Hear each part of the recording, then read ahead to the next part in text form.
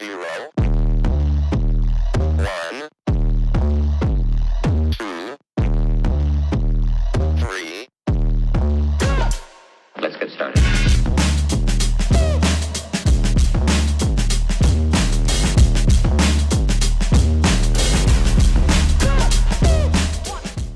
They never told you this part of the story, not in the history books, not in the churches, but deep in the highlands of Africa, where mountains meet the heavens. A covenant was kept alive, not in Rome, not in Europe, but in Cush, in Zion. This is the story of Menelik, the son of Solomon and Queen Makeda, raised in righteousness, called by prophecy, chosen to carry the Ark of the Covenant out of Jerusalem and into the soul of Ethiopia. What if the Ark never disappeared, but was relocated by divine design? What if the most sacred relic in human history was guarded by the descendants of David who still feared Yahweh in spirit and truth? Welcome to the hidden journey of Zion. This is the truth they erased. This is Factor It Media. The Ark, the Throne, and the Sun. The epic of King Menelik, the first of Factor It Media. Original. In the twilight of his reign, Solomon, son of David, king of Israel, sat in silence. The golden walls of his palace still shimmered, but the glory had faded. His heart was heavy, not from war or wealth, but from the choices that would echo through eternity. The temple he built, the ark he once danced before, were now surrounded by whispers of betrayal. His kingdom, once unified, was cracking beneath the weight of pride and idolatry. And in the quiet, he called for one who had never walked those halls before. His firstborn son, the hidden prince, Menelik, known to the world as Menelik, son of Sheba, lion of Judah and Ethiopia. Far to the south, in the highlands of Abyssinia, Queen Makeda ruled not only with strength but with righteousness. Her son Menelik had grown in the courts of wisdom, raised in the fear of Yahweh, and rooted in the ancient traditions of the Cushite priests. He was no stranger to prophecy. From the moment of his birth, elders whispered, "This child carries the blood of kings and the breath of prophets." Makeda had told him stories of Solomon's golden court, of angels descending in fire, of a covenant carved in stone. But when the summons came, she knew. The time had come for her son to claim his destiny. Menelik's arrival in Jerusalem was nothing like the glory his mother described.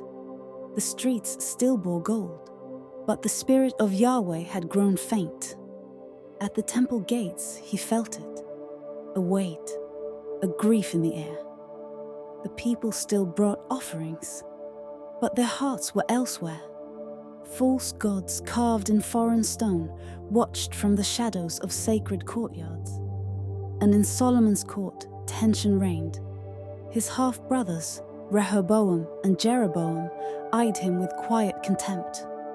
One heir by birthright, the other by ambition, both blind to the divine weight Menelik carried.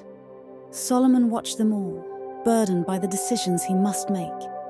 The Ark, the covenant, the promise, it could not stay here. And family, if this truth moves you, if you feel that fire to go even deeper into the untold history, click the link in the description and start a free audiobook trial with Audible. There's a book they never taught us in school, the Kebra Nagast, the lost Bible of Rastafarian wisdom and faith. It's packed with ancient stories, from the rise of Zion to secret councils of priests to Ethiopia's divine calling. You'll hear the voice of a people who preserved the truth when the world tried to bury it. And the best part, if you've never used Audible before, you can get the whole audiobook for free just by starting your trial. Hit that link in the description, claim your free listen, and uncover the wisdom they never wanted us to find. We're not just telling stories, we're reclaiming history. Let's keep going. That night, Solomon wept alone. Yahweh had visited him in dreams long ago, granting wisdom like none before. But even the wise are not spared the anguish of love. How do you choose between sons? Rehoboam was bold but reckless. Jeroboam was cunning but cold. But Menelik, he saw in him not just his own reflection, but the spirit of David, a son raised far from courtly corruption, a soul still ablaze with reverence for Yahweh. The ark could not be protected in Jerusalem. Not anymore. Its power was too sacred and too dangerous. As the stars watched in silence, Solomon prepared the ark for its journey. He summoned Azariah, son of Zadok, and a handful of loyal priests. With solemn vows, they lifted the ark from its chamber, hidden beneath the Holy of Holies. It was Menelik who would carry it.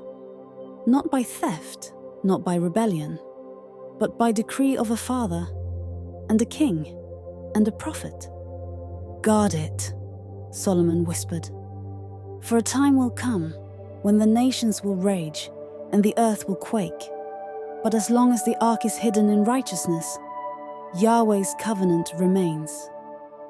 And so, under the cover of night, Menelik departed, escorted by Ethiopian priests and a vision that burned in his heart.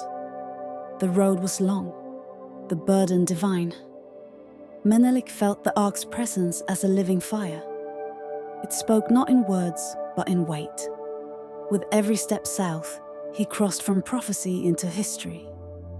When he reached the borders of Cush, his people wept.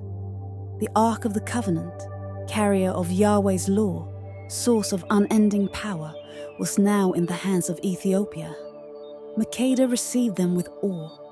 Not only had her son returned as a man, he had returned as the guardian of the covenant. Back in Jerusalem, the cracks became chasms. Rehoboam and Jeroboam quarreled over power, accusing one another of betrayal. When Solomon died, the unity of Israel died with him. The kingdom split, north and south, a shadow of the glory days. Yahweh had departed. Not because he was defeated, but because he was relocated to the mountains of Africa, to a people who still remembered him in spirit and in truth. In Ethiopia, Menelik placed the ark in a hidden sanctuary, protected by priests who would give their lives before revealing its place. He did not flaunt its power. He wept for what it meant, because Menelik understood. Possession of the ark was not triumph. It was responsibility. It was prophecy. The ark was a flame, both holy and consuming.